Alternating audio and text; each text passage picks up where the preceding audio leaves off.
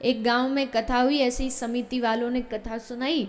तो ऐसी कथा हुई कि सारा गांव, पूरा की पूरा गांव कथा सुनने आता था। कई जगह ऐसा होता, हमारे साथ भी होता है, कई ऐसे गांव में कथा होती है, घर घर में ताला लग जाता है। कई लोग बोलते हैं कोई पीछे से चोर भी आ जाए ना गांव में तो पता नहीं चलेगा किसके घर, क्योंकि सब कथा में बैठे हैं। तो सारा गांव कथा में आता था, पूरा गांव।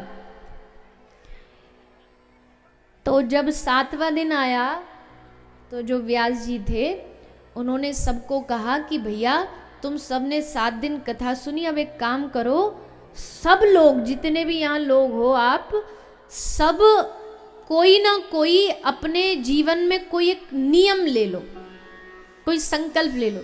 या तो कुछ अच्छा करने का कि हम आज से 1 माला शुरू करेंगे, किसी को है कि हमें मांस मदिरा छोड़नी है वो ले लो, किसी को हमें तामसिक भोजन प्याज लहसुन छोड़ना वो छोड़ दो, किसी को है कि हम रोज हर वर्ष परिक्रमा जाएंगे ब्रज में वो ले, जिसकी जो इच्छा, पर लेना जरूर है। सबको जो संकल्प लेना तो सब ने ले लिया। बस गांव में एक गांव के सेठ जी थे, उनको थोड़ा कथा में कोई रुचि नहीं थी, ज़्यादा उनका मन नहीं था, तो वो आते नहीं थे। तो पंडित जी ने पूछा कि सबरे गांव ने संकल्प लिया ना? बोला हाँ महाराज जी, एक सेठ जी रह रहे, बोला उनको ही बुलाओ, वो भी लेंगे। तो सेठ जी को बुला लाए।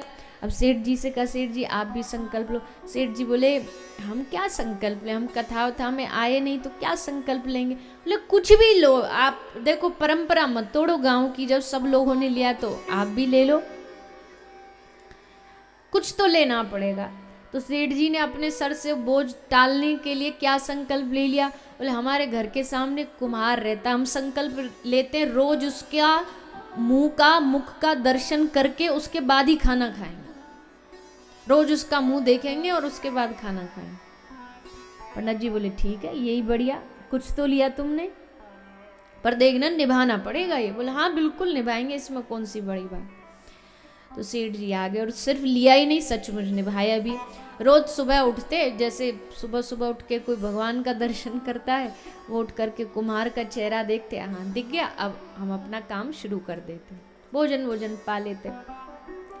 और ये नियम उन्होंने कितने साल निभाया? बोले 11 साल तक ये नियम निभाया, बिना इस नियम को तोड़े। पर एक दिन जब सुबह सुबह सेठ जी उठे, झांक के देखा तो कुम्हार दिखा नहीं। 1 घंटा इंतज़ार किया, दिखा नहीं। 2 घंटा इंतज़ार किया, दिखा नहीं। 10 बज गए, 11 बज गए। अब सेठ जी को लगा कि ये तो आज दिख नहीं रहा। तो सेठानी से पूछा कि कुम्हारन से पूछा कि तेरा पति कहाँ है? तो बोली कि वो आज शहर गए थे, हो सकता आने में थोड़ा लेट हो गए, इसलिए वहीं से सीधा माटी लेने के लिए पहाड़ पे चले गए होंगे। अब वो पहाड़ पे गया माटी लेने। अच्छा, तो सेठ जी ने सोचा चलो वहां जाके देखेंगे, मुंह तो देखेंगे, नियम ले रखा है। तो सेठ जी गए। अब वो जब कुम्हार ऊपर पहाड़ पे माटी खोद रहा था, तो माटी खोदते खोदते उसको माटी के भीतर एक घड़े में सोने का खजाना मिल गया।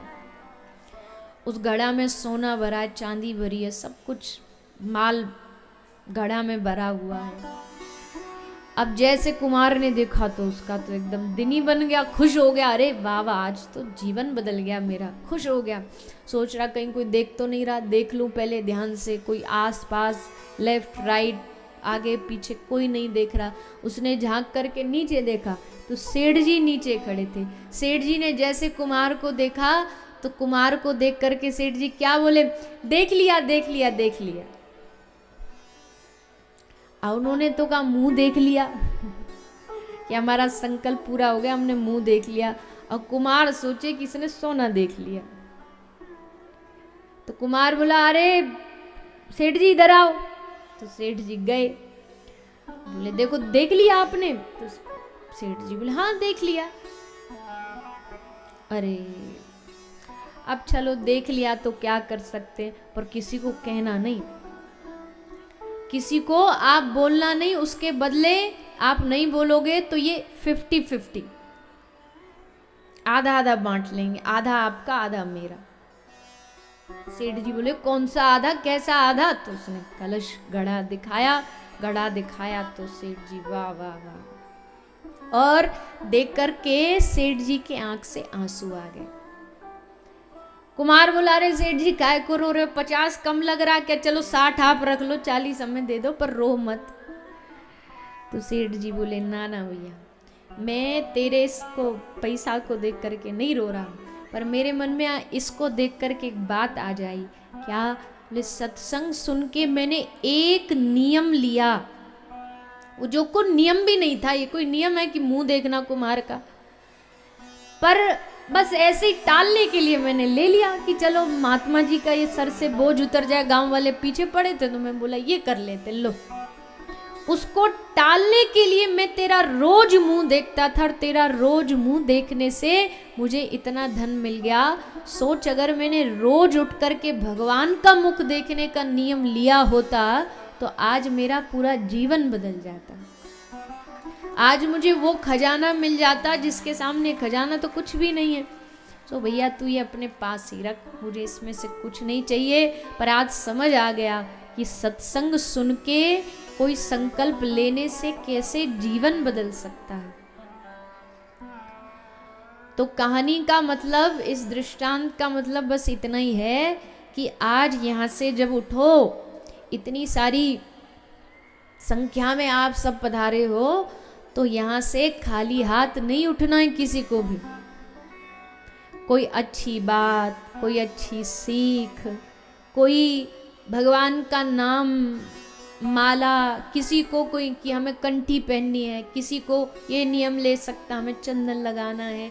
जो आपको पसंद आए, जो आपको रुचि कराए, वो नियम आपको आज यहाँ से लेकर के जाना है। और सब नियमों से भी बड़ा एक नियम जिसके आगे सब नियम फीके हैं, वो क्या है? आप कुछ ना भी कर पाओ, चलो मान लिया आप कुछ छोड़ नहीं पा रहे हो, आप कुछ कर नहीं पा रहे हो, तो एक काम जरूर करिएगा। क्या? बोले नित्य कथा सुनने के बाद आपको भगवान नाम की, महामंत्र की, हरे कृष्ण महामंत्र की रोज कम से कम एक माला नित्य आपको भगवान के नाम की करनी है।